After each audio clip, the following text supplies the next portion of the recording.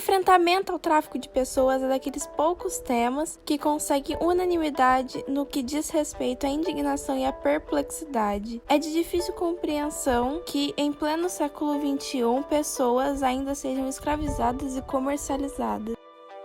O tráfico humano, assim como também pode ser chamado, é uma das atividades ilegais que mais se expandiu no século XXI.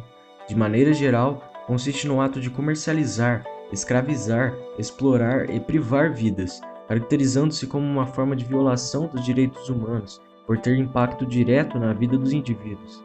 Se houver transporte, exploração ou cassação de direitos, o crime pode ser classificado como tráfico de pessoas. Não importa se há supostamente um consentimento por parte da vítima. Tráfico de pessoas é em todo o mundo o terceiro negócio ilícito mais lucrativo, logo depois das drogas e das armas. Essa prática não exclui nenhum país nem indivíduos, mesmo que mulheres, crianças e adolescentes sejam as principais vítimas. Os países mais vulneráveis ao tráfico de seres humanos e à exploração sexual são os marcados pela pobreza, instabilidade política, desigualdade econômica e países que não oferecem possibilidade de trabalho, educação e perspectiva de futuro para os jovens. Mas como surgiu o tráfico de pessoas? Seja nos limites nacionais ou por caminhos internacionais, o tráfico vem crescendo em número de rotas para circulação, vítimas de distintos lugares e movimentação financeira. No entanto, o tráfico de pessoas, apesar de atual, acontece há séculos. Existem relatos da comercialização de pessoas para trabalho escravo na Idade Média, durante a República Romana. Com as lutas entre diferentes povos para conquistar novas terras, os vencedores passavam a possuir formas de dominar os perdedores, que eram transformados em escravos para atuar na construção de cidades, na realização de serviços domésticos, dentre outras atividades.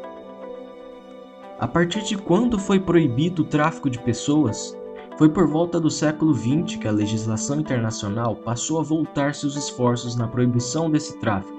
Em 1998, o Estatuto do Tribunal Penal Internacional passou a definir a escravidão sexual e a prostituição forçada como crimes internacionais de guerra contra a humanidade.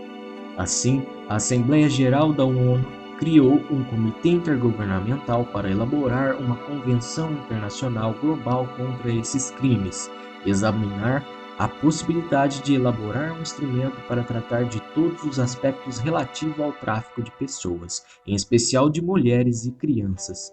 O comitê apresentou uma proposta intensamente discutida durante o ano de 1999, que foi aprovada como Protocolo de Palermo, nos anos 2000, por meio do qual o tráfico de pessoas se tornou um crime organizado transnacional, ou seja, comum a várias nações. O tipo mais frequente de exploração no tráfico de pessoas é a exploração sexual comercial, que ocorre quando o trabalho sexual de alguém é explorado economicamente por terceiros. Inclui tanto situações em que se ingressa involuntariamente na prostituição ou em outras atividades sexuais comerciais, quanto aquelas em que as pessoas entram por vontade própria, mas acabam sendo impedidas de deixar o mercado do sexo. Em muitos casos, assume características de trabalho forçado. Mesmo sendo prostitutas que estavam cientes de que trabalhariam no mercado do sexo, o crime ainda é configurado quando tem seu trabalho explorado de alguma forma, seja por jornada exaustiva, cobrança abusiva de despesas, com passagem, alimentação e moradia, retenção de documentos, cerceamento da liberdade, ameaças e violência física e psicológica. Isso tudo começa a partir de propostas totalmente enganosas de emprego e de condições de vida no local de destino. Algumas estão cientes dos riscos ou desconfiam das promessas. Outras, por sua vez, já vão sabendo, pelo menos em parte, o que lhes espera. Isso, no entanto, não invalida a caracterização da situação como tráfico de pessoas. Afirma-se explicitamente que, havendo algum tipo de exploração no destino final, o consentimento dado pela vítima, independente da modalidade, será considerado irrelevante se houver sido obtido pelos meios citados na definição.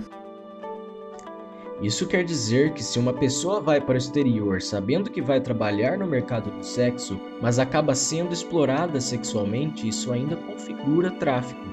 O mesmo vale para alguém que tenha concordado em exercer trabalho doméstico ou rural em outra cidade em troca apenas de casa e comida. A exploração do trabalho dessas pessoas continua sendo um crime e uma violação de direitos humanos. No caso de crianças e adolescentes, é possível configurar o tráfico de pessoas mesmo sem nenhum desses meios listados pelo protocolo, por serem considerados seres humanos em desenvolvimento. No Brasil, a Política Nacional de Enfrentamento ao Tráfico de Pessoas vai mais longe e considera o consentimento dado pela vítima irrelevante em todos os casos, sem depender dos meios utilizados. Segundo estudos feitos pela OMT, Organização Mundial do Trabalho, o tráfico humano aumenta a cerca de 32 bilhões de dólares por ano, em que 79% das vítimas são destinadas à prostituição, em seguida ao comércio de órgãos e à exploração de trabalho escravo em latifúndios, na pecuária, oficinas de costura e na construção civil.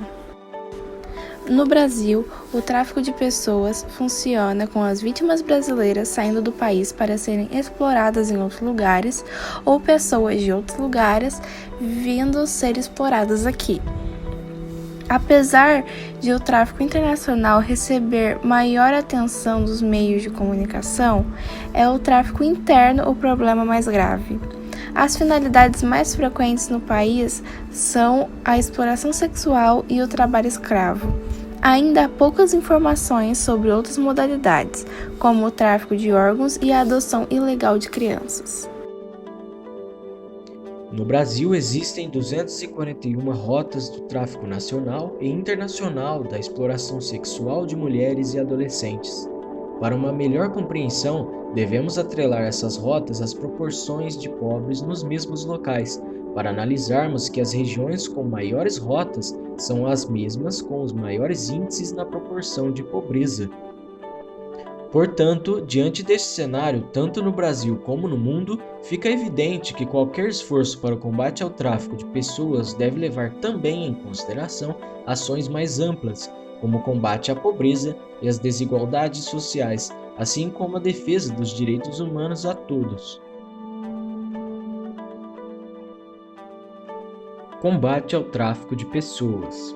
Das diversas frentes de atuação para combater essa violência, uma das que proporciona avanços consistentes a médios e longos prazos é a produção de estudos e a disseminação de conhecimento sobre o tema.